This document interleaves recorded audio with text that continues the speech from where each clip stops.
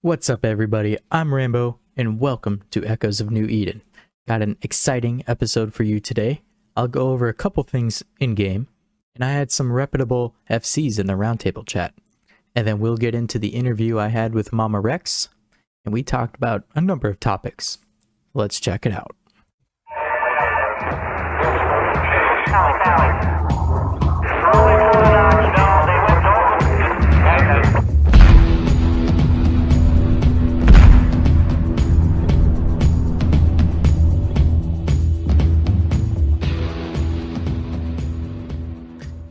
To start things off, I am still looking for sponsors that want to sponsor this show. This would include running their own very special corp ad on the show. So contact me if you'd like to be a sponsor. All right, in my YouTube channel, I did start a YouTube channel to get these episodes out to a more broad audience. I had some issues when I uploaded a couple episodes in the past. Looks like that's been resolved. So I'll work on getting these shows on YouTube as well. YouTube release may be delayed from the release from the Apple and Spotify episodes, just because of the time it takes to make the videos, but I'll get that going again. So Hunger Memes 2.0 is officially over. At the time of this recording, the winners have yet to be announced, so we should be hearing who won in the next day or two.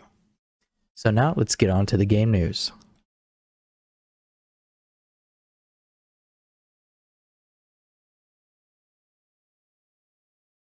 So checking out announcements, this one was posted on 7/15. They provided some more details on the Concord Pass Shop Rebate Awards. As mentioned in the patch notes, they discussed who's eligible, when they can receive the rewards, how many Concord credits that they spent, Concord Pass Shop close. It appears that the Pass Shop is part of Season 1 and will last until July 27th. After that, all Season 1 items in the shop will be replaced by Season 2 items, such as the Thermomagnetic Storm Core 2, Monsoon Core 2, and Breeze Core 2. They did name some differences between the Thermomagnetic Storm Core 2 and its predecessor. They added bonuses are based on specific ship weapon systems and avoided overly broad bonuses. For example, turret bonus has now become more specific.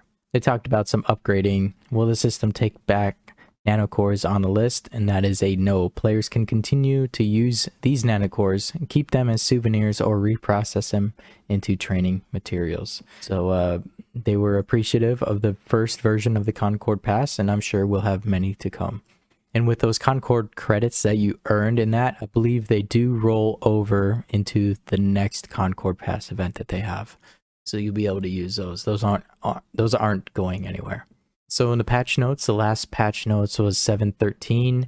On July 14th, they updated the game. They optimized the Concord Pass Shop's end date to be extended till July 26th. After that, they will have new Concord Pass missions and rewards listed. They fixed a couple bugs, fixed an issue that would cause the game to freeze when using the time-locked materials to upgrade nanocores, and fixed an issue where Corporation Omega page could not be accessed. So in player support news, they did just have a question about the Concord Pass interface and about buying items in there, and they do show how to do that. So then we'll go to the media. In the media, let's see. So they had a ban notice covering between July 10th and July 16th. They had 780 accounts banned.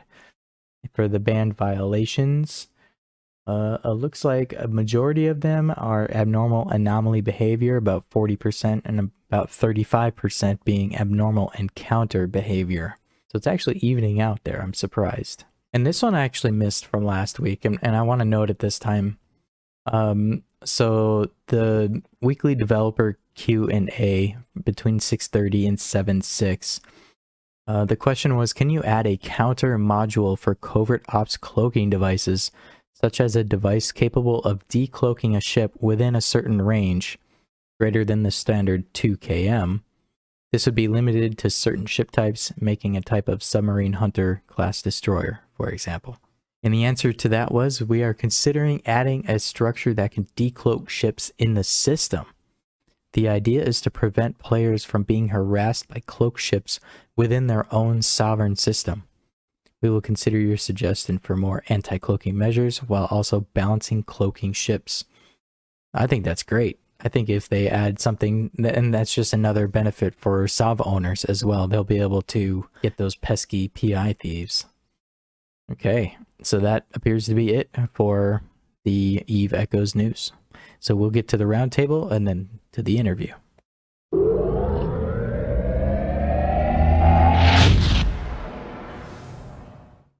All right. Welcome to the Eve Echoes Roundtable. This segment of the show, we will discuss some Eve Echoes topics. In this case, we got a special FC Roundtable discussion. And here we go. Here's the introductions. Today we got Latara with us. What's up? Evening. And then also another common roundtable talker, Immortals, is with us again. What's up? Rip. Go. Phoenix, first time with us today. What's up, Phoenix? What's up? And also first time, Weird Bob. How's it going, Weird Bob? Pretty good. Thanks for doing this. Thanks for joining us today. So yes, FCs. All you guys are FCs, right? And Latara, I believe you reached out to them to really get this kick started. So I believe you are all FCs. So I was told so. All right, we'll start with the first question. Topic. What's important about the FC, Latara? I definitely have to say, like, above everything, it's just the ability to be able to think on your feet and able to make snap calls with the drop of the hat. If you can't be adaptable, I don't believe FCing in PvP is quite for you. If you can't just snap call something and have a gut feeling, like, quite for you. I do also believe, though, that with a bit of practice, anyone can pull it off. Maybe not to the levels of some company in the room, but I believe everyone has the capability. Yeah, and to go off that, like, it's also like the mindset that you just gotta. Sometimes some of the people you think are going to be good SCs turn out to be bad, and the ones that you just like, they're kind of off to the corner, they turn out to be really good. And it's just a hit or miss for some people, and also paranoia for me. I learned it kind of helps out a lot because you always kind of keep an eye out on everything, like with scouts and whatnot. I remember back in the day when we had fleets of 10. That was actually the last time I FC'd, was with a fleet of 10. And I could only imagine is it easier managing the fleets nowadays with the 50 plus, or was it easier back then? No. Now? Hands down now. What a question it is. What a question. It is completely easier to FC a 50-man fleet instead of a 10-man fleet. And even if you're in the 10-man fleet and got a disconnect, you're outside of the fleet and need to be invited again. What makes it unbelievable. Yeah, you cannot FC that. It was horrible to FC that. And I can't imagine back again how we did it, because it was so kind of difficult. Right. It's one of those things that you kind of also had to have people who were willing to just create the extra 10-man fleets, and now you only need, a fifth of those people? Mm-hmm. Focus firing, I can't imagine. I wasn't FCing at the point in sort of 10-man fleet days, but focus firing, man, that would have been disgusting. No, I was thinking about the Logi as well. That would be a pain in the ass, but oh yeah. You also, I remember, you find out real quick who your good second and third go-tos are when it was only the 10-man fleets, because you always pick them every time to lead the next fleet. Yeah, so to touch back on, becoming an FC, you really have to know what you're doing. You got to be able to have all your ducks in the row. You got to know intelligence. You have to know where your scouts are. You're managing a fleet of 50, right? And so you got to make sure that everybody is in line and accepting commands, separate the logistics over here compared to the interceptors over here, and make sure everybody's doing their own thing. So you're watching. Not only that, then you're calling out targets on the battlefield. So you got a lot of stuff going on, and it takes a person that really knows what they're doing to be able to take a fleet like that into a battle, and not to mention have multiple of those people.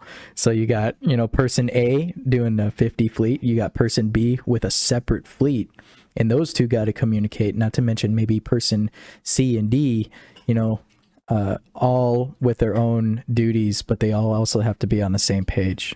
It's one of those, when I was starting to FC, I literally died in my Guardian a couple of times because I was too focused on calling targets and not asking for reps.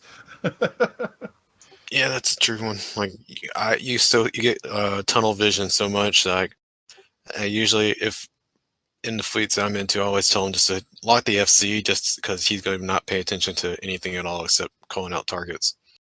And here's a question I have: is it easier to FC as a person on the front line, or so say like an interceptor roam? The FC is most likely in an interceptor, and he's leading the pack, or he's calling targets, whatever. Or is it easier to FC as like a guardian pilot sitting in a nightmare, just watching the battlefield and then calling targets and asking for reps? Which one would be considered considerably easier and or better? I would say depend on the situation. I mean, if you're flying an interceptor roam like Weird Bob always do, yeah, of course, interceptor. You're flying an interceptor like everyone else do.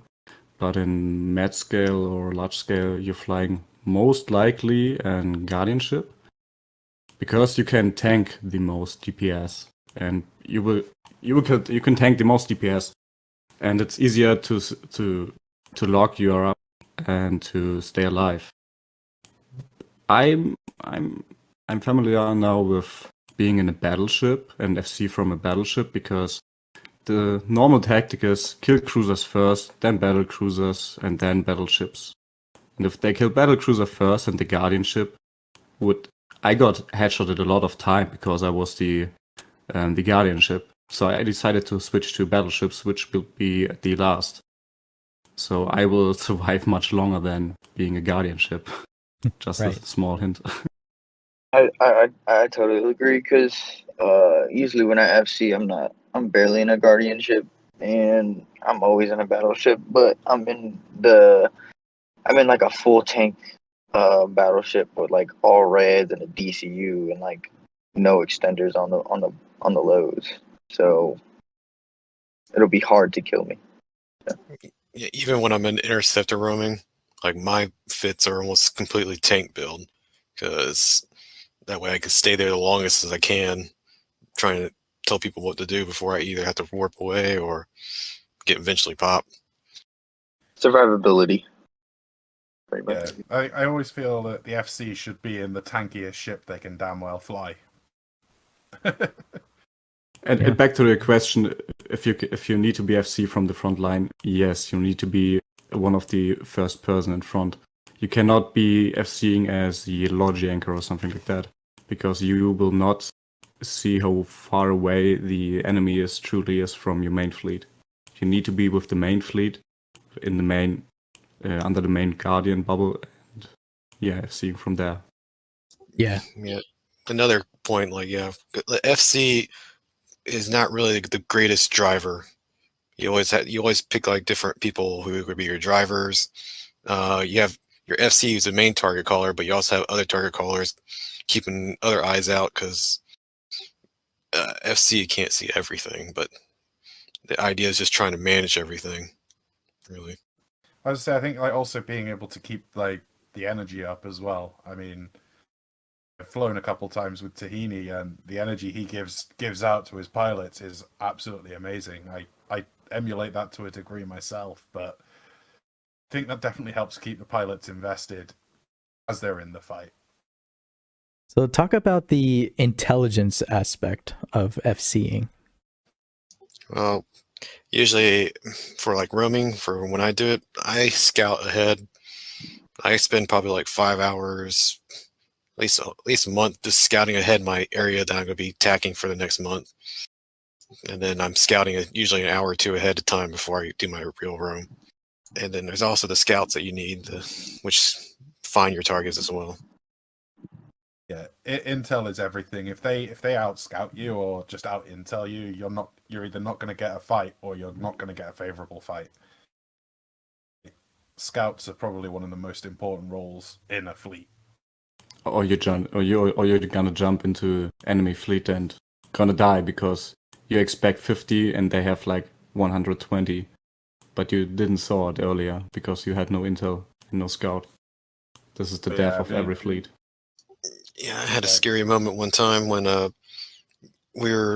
was expecting 4 or 5 battleships and maybe 10 battle cruisers, and we jump into the system, and my scout was not in the area anymore, and didn't catch that another 15 battleships and 20 other battle cruisers came in as well. And so we basically had to burn ourselves out and try to get out, reform up with the major group before we went at it again. It's why out-of-game intel is also very useful as well, because Catch-22 got the CC by literally forming their fleet and logging off in station. And then when Pantheon showed up, I think it was Pantheon and General, just Pantheon showed up to back them up. We were like, okay, we can take this fight. It's about equal numbers. And then the Catch-22 fleet logs in and they've now got 50, 60 extra pilots. Which, if we knew a bit more out-of-game intel, so Discord and the like, we'd have been able to prepare for it and either escape or take the fight if we felt we could win it. Right. I remember back in the days, and once in Federbolas, we had an object, and I think it was one of the fight of ZID. We had like 300 pilots, and ACR had 500. I remember that fight. No, it wasn't that. It wasn't that fleet. It wasn't that fight. It was months before that fight. It was a fight before. Was it the 1500? Was it the 1500 cap one? No, it wasn't a really ZID fight because we had the fight in SWBV 1 or 2 jumps before ZID. We had 300 people. ACR had like 500, and my scout already died twice. So I hadn't really the intel about what's going on in the next system. And I had one scout in Discord. He tells me, in the next system, there is the enemy fleet. 300 in local, 150 at the gate, and 50 at 70 off the gate. And we was like, oh, okay, let's go. Let's go in and jump in. Then we jumped in and, yeah, imagine it was wrong intel. Oh. They had 300 at the gate, and in local was Norway 200 more, so 500, and they completely outnumbered us. Because of bad intel, we failed completely. Yikes. Yeah, we got killed because of bad intel, or wrong intel. So you touched on losing scouts, and scouts are very important to an FC. What's the fallback when you lose a scout?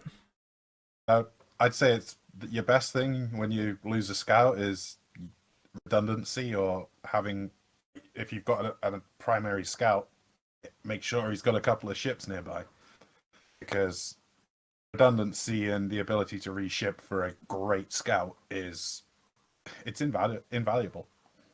Intel is one of the most important thing, and so you need scouts. You need good scouts, and the best scout is if you're seeing the stuff at yourself with your own eyes. So I mostly use my own scouts. I'm playing on the tablet and 2 emulators with my scout, and these emulators very often got disconnects. If there is a fleet with 300 people at the gate, mostly my scout will disconnect, log in back, and I'm in a capsule. RIP. This is happening every time, but at least for the short time of the life of the scout, I had the intel. And after that, my scout dies. I need to send someone else to get there to replace my scout. Right. But it happens every time. Yeah, I would just say just have backups. If you or somebody in a capable ship that's willing to take the role. If you lose your scouts, say just call out, hey, I need a scout who can do it. And if somebody steps up, that's even better. But nobody wants to step up, I guess, because a scout is one of the boringest job ever. You just stay in the local and wait like an hour. If something happens, you write, okay, here are 30 men at the gate, and that's it. It's one of the importantest job ever, but no one wants to do that. Right. Yeah. Usually when I'm ever active scouting, unless they specifically tell me to stay in that one spot, I usually start doing some active scouting, looking for people, trying to exactly know where they are. I think a lot of people use alts to scout as well. Like I know that, like Phoenix says, he uses 2 alts to do his scouting. I know there's several FCs within Void who do the same. Personally, I rely on pilots because I don't multi-box. I have no ability to. I think I remember the first time I spoke to Phoenix, he was complaining in my DMs that he lost his scout at a gate camp I was running when he came for a warp citadel or an OG citadel. Yeah, first time we spoke, I think you ended up complaining for a little bit about losing your scout in to my gate camp because he came after a warp citadel and Void was there with OG and warp, and I just turned around in local and went, hey, how many guys you got? 24. All right then, 24 versus 24 just to get some content in for today. This was one of the best fleets ever because it was so unexpected that will happen. I appreciate that, Lotara. I really appreciated that we did this. It was really great. I think I've done the same with Oz as well. He camped me into a system, and I'm just there going, can either yeet all my thrashers into the gate camp or just take a chance. And some of my guys still say that was the best fleet they were ever a part of. It's one of those. It's the community we've tried to get together and build, isn't it, Phoenix? Like, sometimes it is just fun, just knowing that you're just going just to, even if you die, you're going out there to have fun. Right. Nice. It's one of the reasons why a lot of my roams, I'm kind of picky on the cost of the ships that you bring with my fleets, because sometimes I purposely will go all out attacking something just because I know no one's going to lose something really expensive and be butthurt about it, but we'll just have good fun content from it. Yeah, and a lot of people play this just to have fun, and they throw ships around and they do their PvP and all that, and especially if the Alliance has SRP, and then they don't have to worry about paying it out of their own pocket. Still want to see Weird Bob's best 5 interceptor pilots versus Void's Vetamoon. Scouting is like the best intel on top of who's in comms on the enemy Discord, all that other stuff, Yeah. So I wanted to talk about some quality of life on some of these battles. Now, the smaller battles, maybe not so much. People still do experience disconnects even at considerably small gate camps. But what can make some of these bigger battles better for the FCs? the quality of life when no one's disconnecting, and I'd say like battles of under 200 are pretty fun.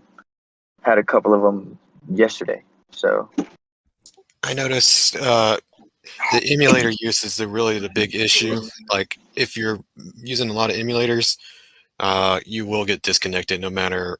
As soon as it reaches over 100, you will get disconnected in those big fights. It's guaranteed. On the smaller, like roaming kind of stuff, you get them every now and then. It depends on areas of the server. Like I think there's like one area I know for sure. If I'm on my emulator at all, I will get disconnected as soon as I jump in there. Yeah, like I personally have all my settings on my phone and my emulator set to potato graphics just to combat that disconnect stuff. FCs, we live our in-game lives through the filter of low graphics settings, right? Yep. yeah, pretty much. And if I know it's going to be like a big 600 battle, I purposely or more, like everyone but like the FCs and like the lead of the fleets, I know we try to tell them to turn off the in-game graphics, little highlights and stuff like that, just because it'll allow you to perform just a little bit better and probably may not allowed the disconnect to happen against you. But to be fair, Eve Echoes is running very good at if you're running a good tablet. I'm running a good tablet since February, and I had 2 disconnects in this time, and I have been in like every major large scale battle in the past 4 months. It depends on what are you playing on. If you're playing on an emulator, yes, like Bob said, you're 100% disconnecting, 100%. If you playing on the mobile device, you may get disconnects, but it's not promised. In larger scale fights, yes, you will get. And if you're using a good mobile device or a tablet, you are stable. But emulators will always be the last one. You have always disconnects. As I say, I think it's probably one of the few things all FCs will agree on. It's connection issues is like the biggest quality of life improvement. Yeah, I would agree. And actually, I don't really know from the devs' standpoint as to what they are doing as far as that goes. I know in the past, there's been some really big battles to the point where you needed to let them know to like reinforce the server on the back end, you know, to increase the player cap from 600 to 800 or 1200 to 1500. There's stuff on that end.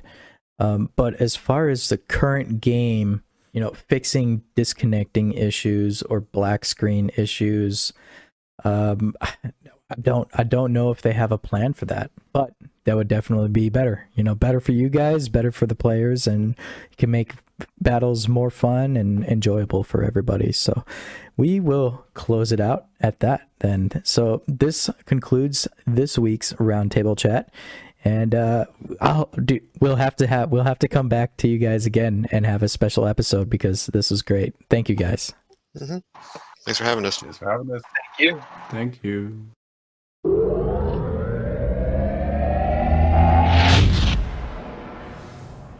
Welcome, Mrs. Rex. How are you doing? I'm doing good. Thank you. How about yourself? I'm doing fine. Just surviving in New Eden right now, right? Everybody's hitting T10. We got new ships coming. I know Dreadnoughts we were expecting Dreadnoughts next month, but I think that got delayed. So T10 is going to be interesting for a little bit. I'm actually excited for the 1 year anniversary that they're going to do. I still don't know what exactly they're going to do, but hopefully it's something fun, right? Yeah, that would be cool. Gen Fed's coming up on their 1 year anniversary almost around the same time in terms of alliance formation too. So we're still trying to figure out what we're going to do, for our own alliance to celebrate for that. Oh, that is awesome. Yeah, I didn't think about that. What? Yeah. Do you have any ideas as to what you might want to do for a 1 year celebration? You know, any parades or parties? If there's going to be a parade, so here's one of the things that we've been thinking about, right? One of the first rooms we did as an alliance was a venture trainer room, and we actually have a ton of kill meals and kill marks on our venture trainers because we just went out in a huge venture trainer room. So we actually might do that again, just as sort of an activity to do. Just to dust off the old venture trainers that we haven't touched in forever. Plus, it was fun. I think that was one of the more fun things we've done. And so we did that really early on in the formation of our alliance. And I think it would be cool to sort of do a little reenactment of that. But otherwise, I don't know. Like we'll do faction battleship raffles or something fun that people can participate in. Right. And, win some prizes. Maybe we'll do those as prizes for whoever gets the best venture trainer kill. I don't know. We'll figure it out. We've got a month or so here to get that sorted out, but it is coming up pretty quick. I was gonna say too, maybe come up with a nostalgia presentation or something too, because people, even new players that join GenFed, don't know the full history of GenFed, right? So you come up with something. It's like, hey, these were some of the highlights of our past, and for the new players to kind of understand, what all that you've been through, and to celebrate the 1 year. That is awesome. Yeah. I think that's a great idea. Actually, I had someone from the last game, Malsey is his name, came into our comms the other day and was asking questions like, where's this person and what have you guys been up to? And so I was sort of telling him the whole long story of GenFed and Eve Echoes, and people were steadily piling into the channel because to like settle around the fire and hear the story about it. Because you're right, a lot of people have come to us along the way. So we still have a lot of people that started with us too, but how we got to where we are, I think would be an interesting presentation. That's a good idea. Yeah, and I like the parade idea too. You can do that. And not too many alliances could say that also that are around nowadays. Yeah, we've been around for a long time. I mean, there was one alliance that was created before us, and that was the 0000 designation one, but it's long since disbanded. So so we have the first designation alliance, but I think that was, I want to say it was 3 or 4 weeks after the start of the game, maybe 4. So we've got a little bit longer in terms of our first formation, but yeah, I mean, we came to the game as GenFed. So how are you doing? How's Mrs. Rex doing? I'm tired. I'm tired. We had a great weekend full of all kinds of good fights. We've got some more planned for this evening. We hit the 1L attack Citadel for OG, but they set their timers like in the middle of the US night, so it was like 2 to 4 a.m. for many of us, and so like dealing with that was a lot of us had to get out of bed or just take power naps and things like that. So a bunch of us are still kind of recovering from having gotten up early.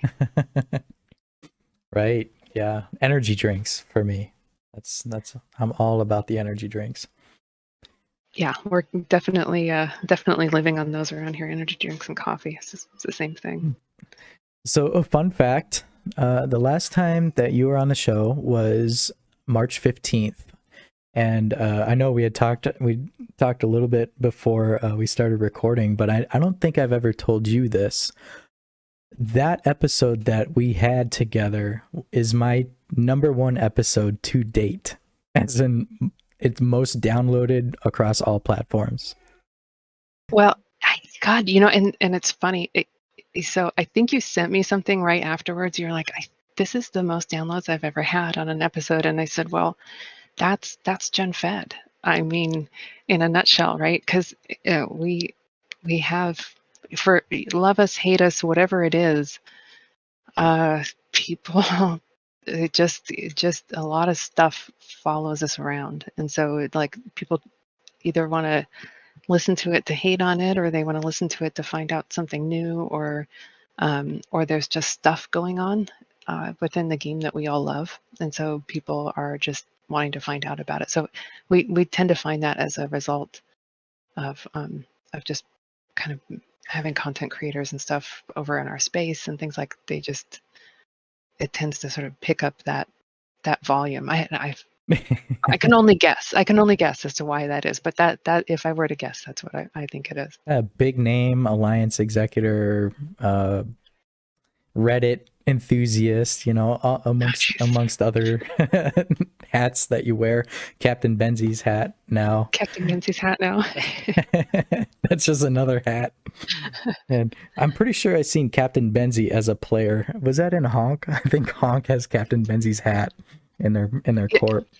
No, actually, he is in Get, so he's in my okay. Yeah, it was pretty funny because we asked for Captain Benzie's hat as part of the Void surrender, or at least not surrender, but sort of peace negotiations with them, and we were it was very tongue in cheek, right? We're just laughing it off, but I know Captain Benzie was like, all right, tell me where to send it and I'll send the hat.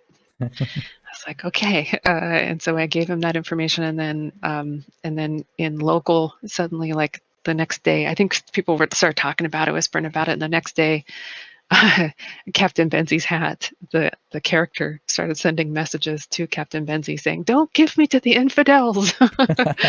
And so I think Captain Benzie posted that on Reddit, and then when we were having big fights in various places, Captain Benzie's hat would show up in local and try to surrender himself. So finally, I was like, okay, you gotta join my corporation, man. So we've got Captain Benzie's hat in the Get Corporation, properly surrendered.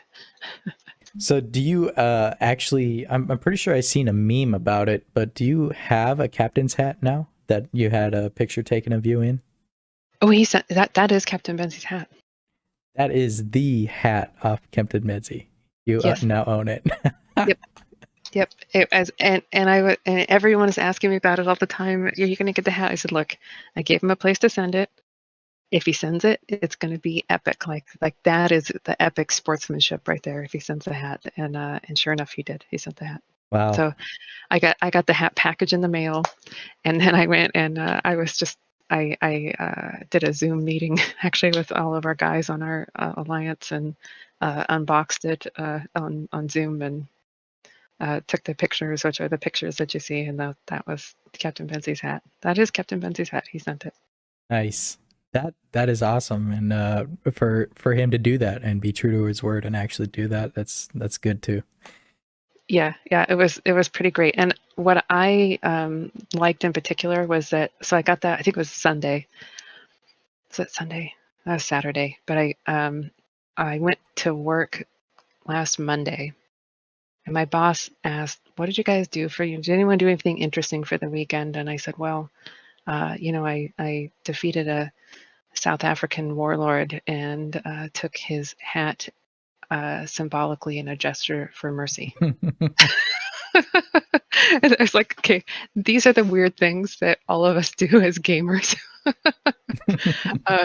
But it was great. It was such a great gesture, and it really, a bunch of our guys went over and subscribed. Probably, I think it really brought him up a lot in terms of just displaying good sportsmanship. Like, Yeah. if we can laugh about it, if we can laugh about these things and do things that are fun and not harmful in those ways, like that just makes the whole player base better. Exactly. I'm all about that too. Yeah, so to turn the tide a little bit, we just had the an FC roundtable chat, and I understand a couple of them came back to your Discord and said, and we're asking you, what we were going to talk about. They must have known that you're coming on, and I don't think I told them, though my guest list is public if they choose to see it. What'd they say? Well, no, I was, so we have so much going on still in the South, right? We had a lot of fighting going back and forth. So we had several FCs popping in to go do FC things and go off and go fight things. And I was like, well, okay, I'll come join you guys, but I have an interview with Rambo. I'm going to go do that. And so they're like, oh, we were just there, and we were talking, we had an FC roundtable and all that stuff. So it was good. And I think you had Bob and Phoenix over here as well. Yep. And both of them are fantastic FCs. We're really delighted with them. So it's a good group. Yeah, and we could have definitely gone longer. There's just so much stuff to talk about, and and we hit on a number of things like gaining intelligence and using scouts and large battles, quality of life stuff. You have anything to add to FCing? What's it like to be an FC?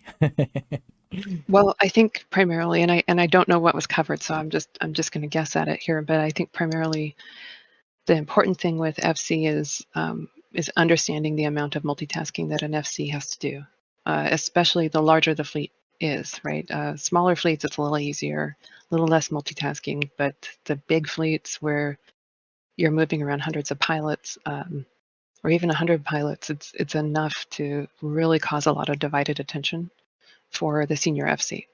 And so, one, I think the talent of the FC is directly impacted by their ability to multitask.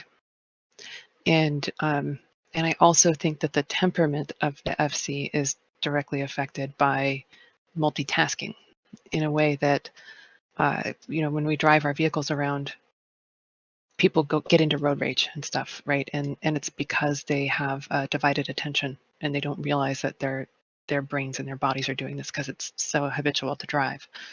And so people are faster to temper when they have divided attention.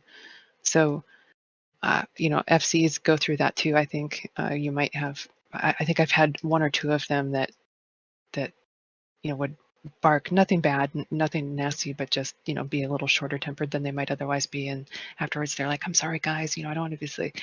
It's okay. Like it's because you have this divided attention going on. But anyway, I see people who are able to make tactical decisions under that kind of pressure with that kind of divided attention as being the best FCs in the game. And to tack on to that too, I think being able to delegate tasks is huge. You have to know the people. You got to fly with people. You can't just come in and be an FC in any group. Like you have to get to know who's who and who you can depend on to make the right decisions at the right time. One good example of this, and I don't know if they talked about it, so but we were fighting OG at their 1L Citadel yesterday, and I was the primary guardian, and Phoenix was FC, the overall FC, and we were on top of them in brawling range. So we had everybody in brawling range, and he said, and I think he has it on his video, he said like 3 times, he's like, "Mama, you could drop the bubble, drop the shield bubble, drop the shield bubble." And I completely ignored him because it was not the call to make at the time, because what he could not see from what he was doing and all the multitasking he was doing was that there was Sandman was multiboxing his 10 Tempests outside of that bubble and firing into the bubble. So my bubble was keeping, even though everybody was inside the bubble that was brawling, there was that sniping group that was sitting outside. So it negated all the damage Sandman could do to keep that bubble up. And so Phoenix asked me twice, and I ignored him because I know he trusts me. And then the next time he mentioned it, I said, "No, you've got a sniper group out there." And he's like, "Oh, okay, yeah, no problem." And you can even hear that in the recording. But he also trusts me to be able to make that call on the field. He delegated the main guardian job to me because he knows I can make those spot decision calls and not do something stupid.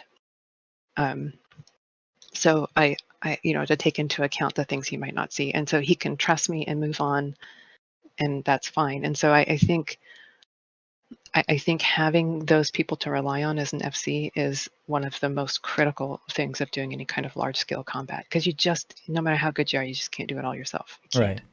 So how about quality of life improvements for battle engagements? I know a lot of people still disconnect quite a bit, even on smaller engagements. Now I'm not really sure what NetEase is doing on the back end to be able to fix this, but emulators just seem to be an issue overall. People on devices like tablets have the best experience so far, but even then there's still potential to get disconnected and stuff. And that's a big thing about FCs, is like if the FC gets disconnected, okay, there's going to be an issue there, at least for a slight amount of time, and we just don't know if it's ever going to get better. Well, and this is one of the things that I can definitely speak to, having being in Gen Fed actually, is because we've seen we've been at war like most of the game, large scale war most of the game, and so we've seen a whole lot of it. And from the very first tie-dye in the game to the evolution of that to where it is today. And I think disconnects are actually getting better. I know in some of these fleet engagements, like we engaged with OG, and we had, I think it was 120 versus 100 with OG, or 106 or something on their side, and So it was not that size of battle. The disconnects are not as bad. You're going to lose people with emulators because the game's not designed for emulators, even though we really want it to be. And you're going to lose people with lower end devices. But generally speaking, most people can stay connected and stuff during those combats. And one of the things when we look at our FCs is we look at, do you have a stable device? Because if you don't have a device that can withstand 1,500 ships on the battlefield, then you definitely should not be the senior FC, because you're not going to stay on grid. And I think that's a problem that needs to be addressed through NetEase if it can be. There's so many moving parts, and we don't want the game to be dumbed down. But we do want them to continue to work on it. What I'm seeing is that they are working on it, that things do get better, and every once in a while they step back and we go, oh great, now our drones don't work, or oh great, now our guns don't work in battle. But these, even though these are some temporary breaks that happen in the game, they demonstrate for us that they have actually tried to make a change. They've tried to fix it. And so we're ending up being play testers a lot, I think, in some ways. But I'm not going to necessarily complain about that or get pissed off and leave about that, because at least I know they're trying to fix the problem or address it. Mm-hmm. I wish I knew how to solve it for them. I don't. That's their job. But I think continuing to hold them accountable for it and continuing to give them feedback. I think as players, what we can do is we can invite them to our big battles, which we do sometimes. We'd say, look, we're going to cap out the system. I know the devs have spoken to us a few times and said, okay, we're going to be there and observe. And before tie-dye came out, they came to a couple of our fights to observe. I think it was the DP war that was happening, but they came out to observe the fights so that they could get a better sense both of system caps and how the fights were, lagging down the system. We broke WX, I think, like 3 times. We just broke the system. Wow. Like, you fly through it and your modules just don't work anymore. And it was not during combat, but for the next 4 days after combat. What? Like, you just fly through the system and your modules don't work. So we've done stuff like that a lot. The ZID, same problem. We've done stuff like that all the time. And so it's interesting for them to be able to see. And so I would encourage people who are engaged with some of these problems or seeing these problems on the field to call out to customer service or the developers. Just reach out to them and say, here was the problem, here was the day, here was the time. Let them look at it. And they may not be able to fix it at the time, but they can go through and hopefully make corrections for the future. Yeah, make it better. Yeah. Wow, I actually never heard about that, with them visiting you guys and watching the battles and spectating in that sense. That's the first time I heard of that, and that's actually really cool. I'm glad that they did. And some of the changes that we may have not seen probably made that better. Oh yeah, and tie-dye was a big one, right? I mean, as soon as tie-dye started happening, it broke all the guns. It broke all the guns. Oh yeah, and it broke the system. Tie-dye broke the system. It broke our guns. I think it was a good 3 hours of us shooting at a citadel and not doing any damage before we realized that everyone's guns were broken, even though it was cycling, that no actual damage was being applied. We've had a few moments where we've been pretty frustrated with game performance and quality of life issues. But again, I do see changes over time. Maybe not huge, massive, like here's one size fits all fixes, but they're at least trying to work on it. And coming from the game where we came from, where they didn't do anything to work on it, they just said, tough luck, have smaller fights. I'll take this any day, right? Yeah. I'll take a buggy game where they're at least going to try and fix those bugs and continue to make forward progress on it, than developers who just blow you off. Yeah. Well, speaking of big battles, the Content Coalition is of no longer. The Southern War has been done for a few weeks now. But has it? Yeah, has it? I understand that you're still dealing with OG. Well, yes and no. So After the ZID fight that was in Asian prime time on their best day on a holiday, best time for them, we beat them. And before that, the line to everybody was, it's a stalemate. This war is a stalemate.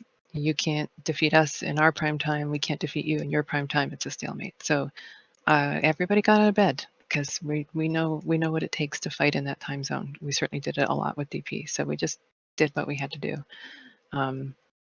And that's just has been a beautiful collaborative effort from our side.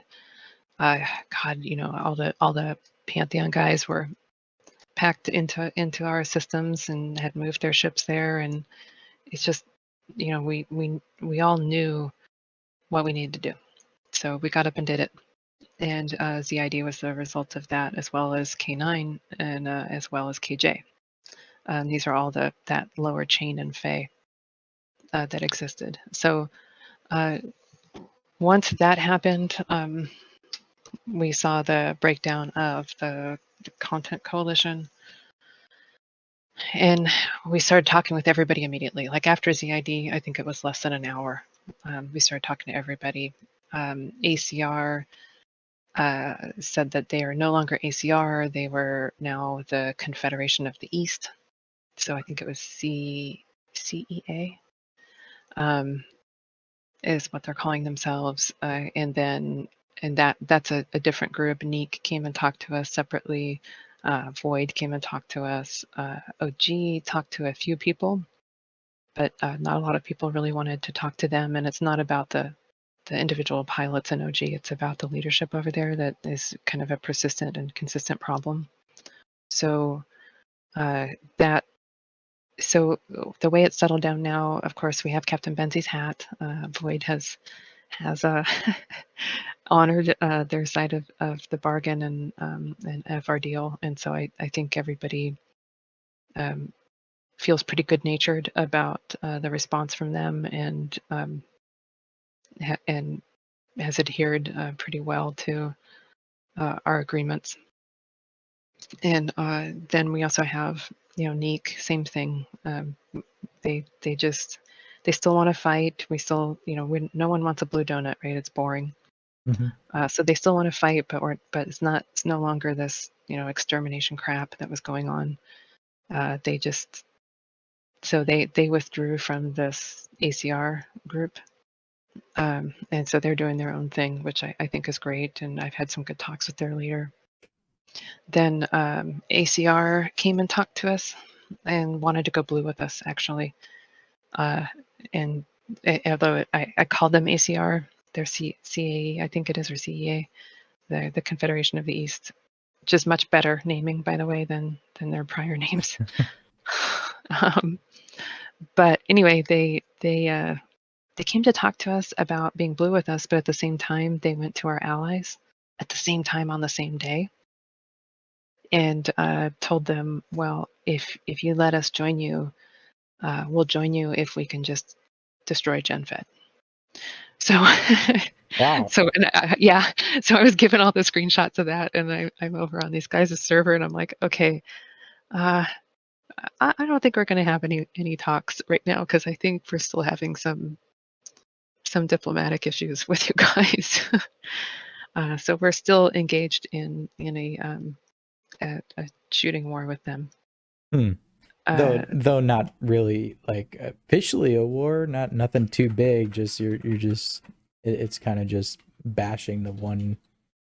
What are they? Small alliance or? Oh no, they're huge. They've probably got what I think they have. I have to go look at the numbers on it, but I think they've got 10 to 12 alliances. So this is still relatively a big battle, like not battle, but like big issue type war. Oh yeah, we're still going at it with them, because it's like I'm perfectly okay, you know, having conversations with folks and seeing what we can sort out, and but that nonsense, that kind of behind the back nonsense was like, okay, no, I can't trust you guys to not just come right back at it as soon as you've built up. And so for them, we've still been fighting. I don't know where that's going to go, but I do know that we've both been, attacking each other's citadels, and in fact, that's what we were up doing last night. But yeah, it's still been a lot of pretty heavy back and forth between us. So there's still a lot of fighting going on in the south. In fact, I think a lot of people have moved south just so they have content and things to fight, because there's still a lot of fighting going on down here. Yeah, so this is a new war developed out of bad Diplo, two-faced Diplo, it seems. Well, I think it's just the continuation of the same war that's been going on for 8 months now. It's just back to the parties it should be, and Oh yeah, that's what true. I've seen.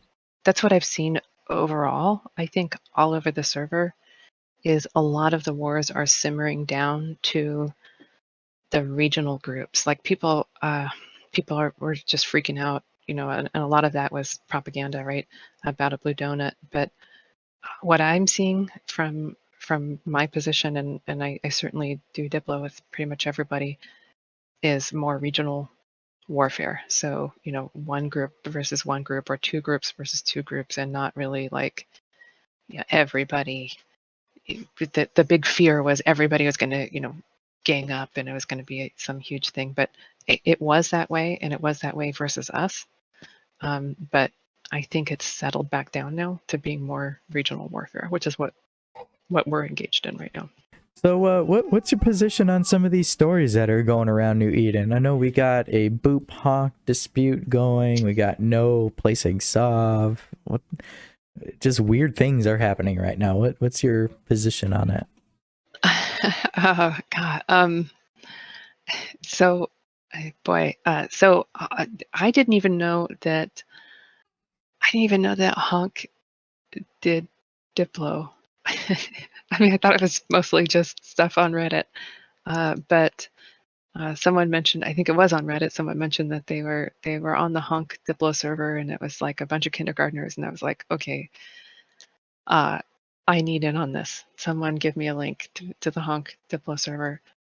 So I showed up there and got into a Honk Diplo channel, which does not disappoint, by the way. I highly recommend it, just for the entertainment value.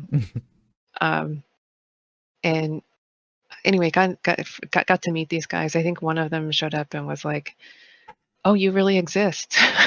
We thought you were a myth." It's like, no, I really exist. No, I'm really there. But it was pretty fun. I had some good chats with them. They seem like generally a nice guys. I think there's like 20 or 30 of them. There's not many. So this is one of those things, like, I have limited vision in the north when it comes to all of the day-to-day politics that happen over there. Like, I'm half following Reddit with everybody else in terms of what's going on. I know there's a lot of rumors that I have fingers and everywhere, and I have some massive spy network, but I literally have no spies, none. All I have is people who come to me and go, "Hey, have you heard about this?" Right. So that's my vast intel network. But yeah, so I had heard that Honk and Pantheon were fighting, which I don't know what to think about that necessarily, nor do I didn't even know really where Honk was. So I was talking to the guys, and they told me where they live, and Jita, of course, and how, what was going on with them and what was going on with their war. And apparently it's they're in a squabble with a group called Mars. Yes, Mars. And so that apparently got pretty heated. And so I don't know. I think, from what I can gather, and this is completely from an outsider's perspective, like I don't know, I have not involved whatsoever with any of that. There was the only time I got involved was I was told by someone that there were 2 hull timers for Pantheon, and of course, we love Pantheon. We're always there for them. They are our brothers and sisters. They really did just so much for us in terms of just being right with us, so that we were never really alone when things were really tough for us. So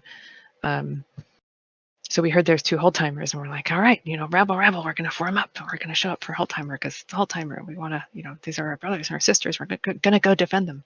So we went to go defend them, and there was like, and then when we got there, the other Pantheon leadership was like, what are you guys doing here?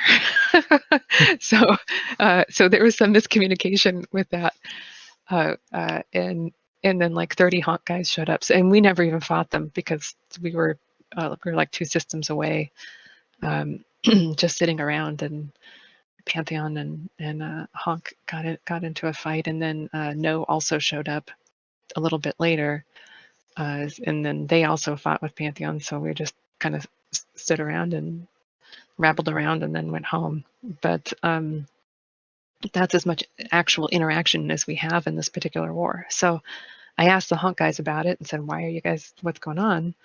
And they gave me some backstory stuff. And I don't know, whenever I see stuff like this, I always feel like there's some dispute that happened early on between maybe a few individuals that gets elevated to the point to where it is now. Right. So, and that's kind of what I gather just looking at this. Like, sometimes it comes off as more chest bumping and not like actually having good solid conversation, and so it can, I don't know, kind of devolve into I think maybe what's going on over there. Although in my mind, when I first heard about a boop honk war, I was very excited because I figured the local would be very entertaining. Yeah. Yeah. Each one of their own, right? Boops and honks all over the place. OG's Yeah. recruiting, etc. You know it. Yeah. So Kylo Ren singing, of course. Oh, God, playing shitty flutes. Yeah. I'm never forgetting Kylo. I'm taking music bot away from you, just in case you're listening. Just take to this it away. podcast. Yes. Just taking it away. Yeah. So with that Honk and Mars deal, Honk had an attack on them relatively recently, and coincidence was that something about like it was like one of their main industry guys or the outpost owner or something like that got banned right after the battle happened, and coincidentally it was with Pantheon. So there's, I guess, like maybe some sort of accusation out there that Pantheon was behind that ban that had happened, and just caused some issues, some underlying issues with that. Not really sure what to say about that though. But these bans, I mean, it could happen, right? Yeah, and just as disclaimer, I haven't talked to anyone in Pantheon about it. I did talk to the Honk guys about it because they actually pinged me on their Diplo. It was the only time we actually did any serious Diplo other than honking at each other. They pinged me on their Diplo server, and I'm like, I have no idea I didn't know you guys had a fight today. What's going on? And they told me about what happened and asked me what I thought about it, and I said, well, I think just what I've seen in the back and forths a little bit. I know the Pantheon guys really well, and I fly with them every day. I flew with them twice yesterday, big fleets, right? And when I say fly with them, I mean I'm in comms. We're all fighting side by side together. We spend hours a day just bullshitting with each other in comms. I'm sorry, my French. I'm sorry. But anyway, we all play together, and we have for months and months. And so I can absolutely 100% say I have never heard anything come out of these guys and gals that would be that level of maliciousness, ever. And I wouldn't sit for it if I heard it. But you can't have that as like a mass mentality and not have it leak out somewhere or be suggested at some point. So certainly that I would be hard pressed to believe that there was any kind of mass anything. And what I know is that these bans happen, but I also think, and looking at it from Honk's perspective, it's the timing of it, right? Mhm. And so I think probably one of two things, or one of a couple things happened. This person was already flagged for something, and this just happened for whatever reason, and I don't know whether it's the structure loss itself or something. It just got through whatever check or it needed to get through, and that person, their ban hit, or someone did report them, and it, you get one-off individuals. I had a dude go crazy in GenFed just recently, just completely mental, and so you never can tell what an individual is going to do. When you have thousands of people in your organization, you can never tell nor control what one individual is going to do. And so what I told Hunk was, ask the devs and talk to Sun Banana, and he'll do the same, because that it's like you're never going to get to the bottom of it. The only people that can get to the bottom of it would be the devs. And if someone is doing that, then I would consider that to be an exploit of the game mechanics, right? And so I think it is something, as a player base, we would want the devs to look at and tell us if there was a problem. But what I can tell them, and what my one of my other executors, SIPOC, told them, was that we also went through a wave of bans in GenFed executors, and it happened all at once. And our first gut instinct when it happened was, this is an attack. I mean, it can't be a coincidence that these are executor accounts for GenFed, right? So one of our enemies is screwing with us, and that's the first place our brains went with it. But we didn't go out and start accusing people. What we did is we went to the devs and said, what the hell? Why have these accounts been banned? We're not involved in anything nefarious whatsoever. These are like literally our tax accounts for getting in our corporate taxes and stuff for the Alliance, and managing SRP funds. So when SRP, our ship gets blown up, we send the ISK. Ever since insurance, so we send the ISK to the pilot. So these are money management accounts, but this hurts us. Like, this seems like a deliberate attack that hurts us because they're money management accounts. But it just turns out that happened to be the time that they changed their filters to look for exploiters, and so people who were engaged in a lot of large-scale transactions got kind of blanket banned. And so the people who had legitimate reasons would speak up and say, I was banned wrongly, and they were cleared. So all of our executives were cleared, but it kind of took that communication with the devs. They're the only people who can tell you one way or the other what's going on. So for me, I feel like I have no idea what happened. I would put money that absolutely nothing was on any kind of large scale whatsoever, again, because we know these guys. We fly with them all the time. Yeah, coincidence. But it could be a solo bad actor, right? And I would want to know who that was, and I'm sure Pantheon would want to know who that was, because I think they believe in fair play and good content too. And so it's important to follow up on it, so we figure out what happened. Or it's coincidence. It's just a hell of a coincidence where that person was already flagged for whatever reason. Right. But either way, I think things break down when we start going at each other like, you did this on purpose and you did this and that. Like, that can't be. You can't start off on that foot. You have to figure out what the problem is first and then yell later. Don't yell first and then try to figure out the problem afterwards, because then everybody's defensive and pissed off, right? But yeah, I think that can happen. I think it's not unusual for I've seen random bans for people who are clicking on an emulator, and if they're not like doing anything, but they have to go back through the customer service guys to have them look at it and talk to the devs and figure it out and then get the person released. So it does happen, but the only people that can actually answer any of those questions in any productive way is customer service and the developers. That's it. The rest of us are just guessing. So how about no placing Sob? It didn't last very long, but it was a surprise to a lot of people. Yeah, it was pretty funny actually because they dropped Sov. So like Dead dropped an outpost a while ago, and when they dropped an outpost, everybody was like, "No, drop Sov." And Dead dropped Sov, and we all rabbled up. We were ready to go blow it up, even though I think we had a K-Tech 9 or something the next day. And then everybody had to like stand down. We're like, "Oh, it's just an outpost. It's just an outpost."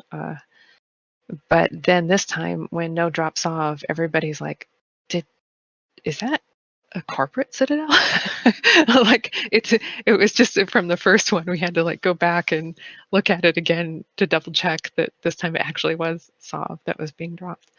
Yeah, there was a lot of people that were really pissed off, and a lot of people.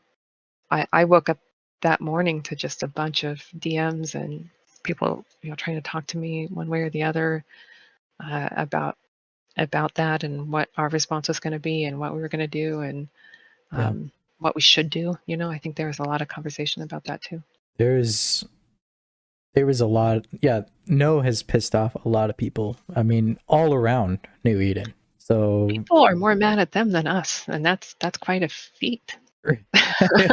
Yeah, exactly. When I first seen the screenshot of wherever they dropped Sov, the first thing that came to my mind was, oh, that was probably stolen. Like they stole the Citadel and then dropped one, wherever. And that wouldn't surprise me if that was actually true. I don't know. I mean, I don't know about where the Citadel came from, but I think it was a legit drop. And just from what I've seen, it was a legit drop, meaning they intended to keep it. But I think, and this is, if anyone asks me, right, then my response is the same. It doesn't matter what side they're on.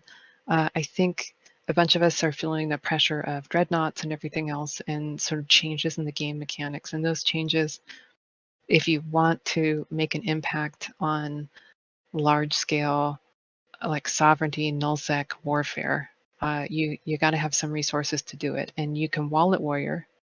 And I'm a wallet warrior, right? I do that. I don't have time to farm as much as I would like to, so I am too. But generally speaking, if you can wallet warrior to a point, but like you can't wallet warrior a bunch of dreadnoughts. And if you can, like there's probably, honest to God, better things for you to spend your money on. So anyway, if you want to do it large scale for an alliance, then you probably need to have space to do it in. Right. And I think that's the reality that a lot of people are facing right now, is how they're going to utilize their space for the future. And if they're not facing it, they should be.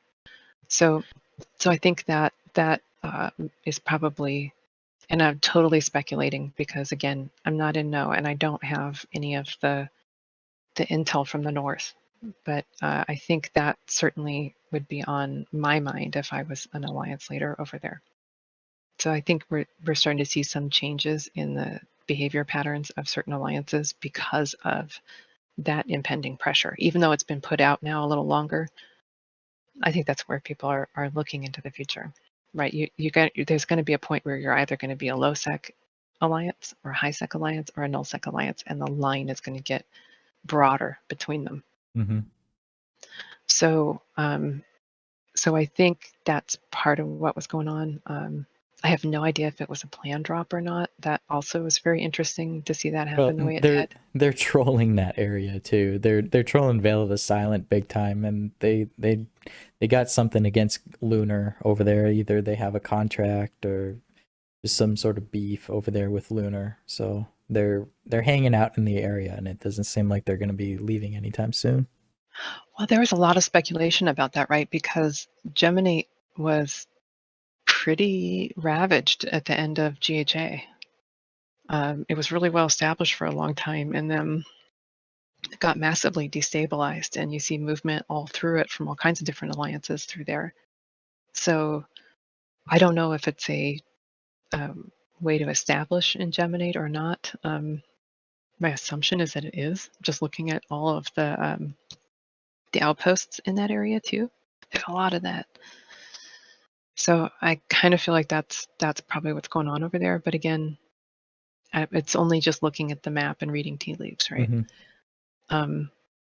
But They took yeah, down 6 citadels yesterday. No, did took down 6 I citadels. saw, and you can correct me if I'm wrong, but I saw 5 citadels and 1 outpost. I don't know about the outpost, but Yeah. So I think I know the 6. Did you confirm that those are citadels? Because I was given screenshots, and what I was given was 5 outposts or 5 corporate citadels and 1 player outpost from Vale. Then you may know more than I do. I just know the 6 structure.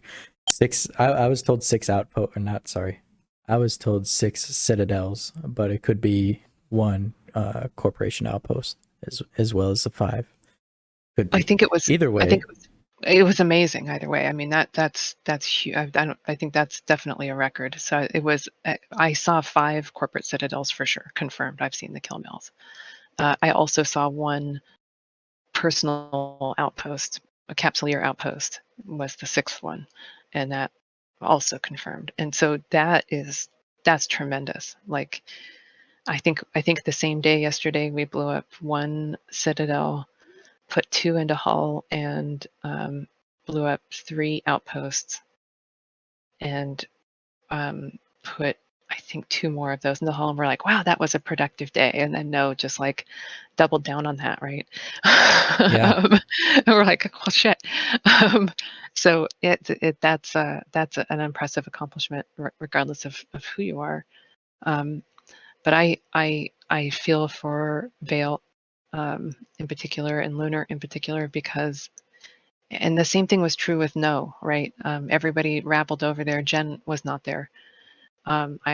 We're still dealing with our war in the south, so we were actually fighting ACR at the same time as that. But it was an F1 outpost. But yeah, I felt I again, if it's dead, I'm gonna shoot them all day long. But the rest said no, I don't have any beef with them, and so I appreciate good fights. We like good fights. We like content. I think without content we die, and we die as an alliance if we don't have good content. So I have no interest in stomping them out necessarily. But at the same time, I completely understand the amount of pissed off that people are at them, and I think it's well justified in many ways. And so you know, I understand the attack on them for dropping and finally being able to get some kind of vengeance on them when you just couldn't before because they just lived in LoSec. But I think the response has been an incredible clapback too, and I'm hoping that, I don't know, I feel bad for alliances that are wiped out of SOV. I know how that feels as an alliance. So you know, we've been there, done that, and I'm not interested in getting involved in exterminations in any direction, and I would resist it in any direction, because it just, unless it's really needed, unless there's a group that's just so nasty inside the player base that we just can't have any kind of fun warfare, then I don't think it's warranted anywhere. Right. Yeah, oddly enough, an alliance with no SOV is bashing another alliance with SOV, and I don't know. I just don't know much about that story to really even comment as to like what's going on, you know, why they are even doing that and why they have such a beef in the Vale. I just don't know. Like I said, I think part of it is strategic, and then I think another part of it is maybe a personal beef. And certainly I know Lunar was involved in the attack on the No Citadel that was dropped, and so it's my understanding. And again, forgive me, listeners, don't be pissed off at me if I'm misstating this, because I live in the South and I only halfway know what's going on about anything up there. So I'm sorry if I misquote or anything. But I just feel like this is kind of a cycle of payback going back and forth over there. And again, I think it's part of what I was saying earlier about regional warfare. Like, I think we're seeing more regional warfare. And I think Lunar is really being challenged in their region. And we'll see how it goes, because I know they have a lot of support where they are, and they have a lot of resources, and I know those guys really well, and I think generally speaking they're nice guys, and I know they're hard workers, and I know they've put a lot together. So I feel like even if they lost citadels, which they definitely did yesterday, that those are just structures that can be rebuilt. Same thing with us, right? We lost our citadels. We couldn't place structures for a long time, but we just kept building them in the background, and we just rolled up our sleeves and said, okay, if we don't have Saab to defend, then we get to go live with you now. So I think I don't know if they're going to be in that position or not. I don't know. It's just too early to see whether this is a clapback or whether it's an actual attempt to wipe them out. Yeah. Which I think will get different response from the other alliances around them in terms of support. We shall see how that unfolds. Months to come, we'll see. Yeah. All right. Yeah. So tell me, what's the future of GenFed looking like? Boy, I don't know. If you had asked me, you probably did ask me last time we talked, I probably wouldn't know. I probably wouldn't have guessed we are where we are. What are we? So right now, our goals are to again, we're looking at and enjoying sort of more regional warfare, where we've got people in our own size range that we're brawling back and forth with, and we're having fun with that. No place is perfectly safe. No nullsec place should be perfectly safe. It's part of the sort of fun and engagement of the game. A little bit of excitement here and there. So we're enjoying that. We are definitely enjoying getting some time to do some of the farming and stuff that we haven't been able to do. In terms of making sure we're properly geared, and I think we are for dreadnoughts when they come out, and everything else. We're still continuously placing citadels. It's funny, we had so many citadels to drop that a lot of corporations are still, they want to drop them faster than I'll let them drop them. My DMs are constantly full of people like, oh, look, we want to drop here and there and this one and that one, and when can we do it? So I'm trying to make sure that we've got good defensive forces anytime we do this. We certainly learned our lesson the hard way in terms of willy-nilly dropping things. So that's right now we're just marking the places that we live, and we are cleaning out a whole lot of mess in our space. Faye in particular was one of the most fought over piece of, most of this war was about Faye. And so it was really a fought over piece of territory, and because of that, it's like purple, right? It's a mix of blue and red structures throughout, and so we're engaged in constant daily warfare all the way around the clock. So our Germans and our Russians are fighting, and U.S. night our U.S. guys are fighting, and then our Indonesian and Korean and Chinese guys are fighting, and Asian Prime, and so we're just like around the clock, just clearing out our space. Yeah, still going at it. Yeah, so I think once that is complete and we've sort of settled down a little bit, our goal is growth and structure, and just kind of getting used to home ownership. I have to laugh because we're terrible homeowners. Like everyone else has had SOV for so long, like the actual structure, the citadel structures, that they're all kind of bored with it now. But we have our citadel structures, and these are like shiny new buildings. Like, where do we have to put fuel in what and where and how long and how much, and what are all these buttons that we have to press, and this kind of, so we're actually just learning a piece of the game we didn't even know before. And on top of that, you get the gravity wells and ore wells. Nihilist Oh, space. yeah, those have been interesting too.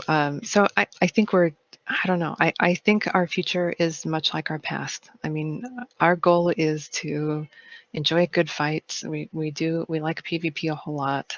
We want to enjoy good fights. We want to have some warfare where like we don't. To me, the worst thing that this game could turn into is a bunch of canned hunts. I know everybody's excited about the tournament thing coming out, but I just makes me want to scream. Like I don't want if I want canned or caged times for engagement, like tournaments and stuff, then I'll just go play a first person shooter. Right? I don't want to play a game that's an unpredictable sandbox and have to schedule my wars, right? I want to be surprised and surprise other people and do things that are sort of fun and exciting that way. And so we're trying to, in Gen, what we're trying to do is balance our blues and reds and grays so that we still have some excitement, right? I talked to I talked to the Hawk guys again in Diplo, and we've come up with a strategy that we're gonna see exactly how many guys we can get together in Gen, and I think we agreed on Reapers, maybe, as our ship of choice. And we're just going to go, they're going to build their first dreadnought and we're going to go kill it with a bunch of Reapers. T1 Reapers. Yes. Yes. And so, I mean, just like these are, I want to just, and they're grays to us, right? So I don't know. I want to be able to do fun things. I want to be able to have completely unpredictable warfare, but also not the nasty stuff. And so but we've always been that way. And so I don't see a big change from us. What I can tell you is that, we went through a hell of a fight and we went through a hell of a 6 months and came out on top of that. And one of the primary reasons we came out on top of that is because in the end, we weren't alone.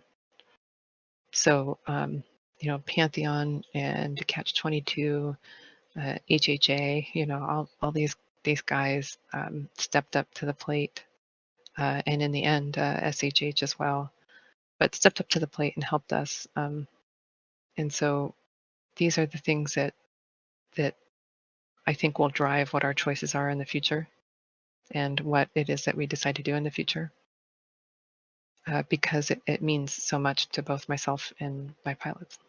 Yeah.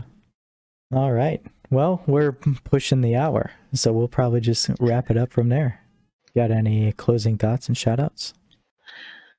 Let me think. So in terms of shoutouts, my shoutout number one always is to my guys, right? We have so many great people in Gen, and you asked me earlier if I was surprised whether that was one of the most downloaded episodes, and then also asked me about people's response to it, some of the responses that we got. And I think the same thing which I've always said is, if people come into Gen and get to know us, they find that it's actually just a really great group. It's a great group of people, and just super diverse group of people. So my shout out is to them for being that great group of people. I would not do this if it were not for them. I would not do all the things I do and lose the sleep and all that stuff if it wasn't just an amazing group to do that for, and such a great group to do that for. So thank you guys so much for doing that. Thank you guys for trusting me to keep us going in the right direction, and then following in that direction too has just been tremendous. We have some new guys that joined us, a lot of new guys that joined us, but I know one of the more difficult ones was Evo1 and XTC joining us out of OG, and I know they got a lot of grief and a lot of hate out of that, but they've just been tremendous to us and tremendous to fly with. You talked with Weird Bob earlier on your FC portion of this, and they've been great. Like they meshed right in with us and just have been really great. So that's been a pleasure, and just so many great people to meet. And then the other shout out I would have is to our allies, Pantheon in particular, because like I said, even yesterday, right? We had probably over the course of the entire day between the OG Citadel and the BAB one was a good 6 hours in comms with these guys, and they're just part of our family now. And just everything they've done has just been so tremendous. It was funny because, sorry, this is long, but No worries, go ahead. it was funny because I got into, what was it? It was when we were fighting the OG fight in 1L TAC, and we had, I don't know, maybe 12 guys or something from Pantheon that joined us for that in the channel, and they're like, Mama, you need to take a screenshot of everybody who's in this Discord channel, and this came from the Pantheon guys. You need to take a screenshot so that they can't say, oh, it was all Pantheon and Genesis didn't do anything and blah blah blah. And I was like, I said I started laughing and said, no way, man. If we blow this thing up, we're going to tell them that it was 100% a Pantheon operation, because we don't care about that. Like, it's like, in many ways, we're different entities. We speak for ourselves, and we do our own things a lot of times. But when push comes to shove, we just have had each other's backs, and I just value that so tremendously. So then I guess in terms of shout outs, that's probably it. I guess actually the last thing would be all the people that we've been back and forth, had some really good fights with, even folks like Captain Benzie and stuff, who just have been good sports, and we get stuff blown up. Even OG came out and fought us. Like, they didn't have to. We definitely had their Citadel down. Like, there was nothing they could do by the time they got on grid. But they came out and fought anyway. They didn't have to, but they did. And it was a good fight on all sides. And it was very exciting, and videos gone out with it, and it's all good. Like, that's what I look forward to in warfare, and that's what I hope we can continue doing no matter what side of the fence that we're on. Awesome. Totally awesome. And I appreciate you coming on the show again. It's always a pleasure to speak with you, get your insight, and just to have a conversation with you. And I hope the best for you out in the galaxy. And I want an invite to your parade. So let me know when that is. You have it. So thank you for just letting me be on your show and chatting and stuff too. I know that you have a great show here, and people just love it. That's why my FCs were going on to Rambo's show. So it's been a really great service to the community for doing this. I may not agree with the stuff that gets said here. I know a lot of people don't agree with the stuff I say, but you let people say what how they feel about things, and so I value that, and I think a lot of the community does. So thank you for that. And thank you. Alrighty then. Well, fly safe, and I'll talk to you again. Thank you. You too.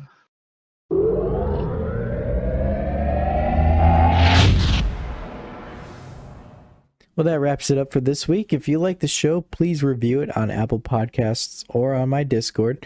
I want to know your feedback. For those that have reached out to me, I thank you. Also, please come join my Discord, where you can submit your very own corp ad. You can come by to show support and hang out. I also need more topics for the roundtable. You can tell me there, and I'll leave that link in the description. And if you want even more Eve Echoes news and a deeper dive into what's going on in the galaxy, go check out Damon Zell over on YouTube. His show Echoes from the Front, where he goes over game news, gets juicy alliance drama, talks about battles, much more. Well, thank you everybody for listening. Take care, fly safe, and I'll see you next week.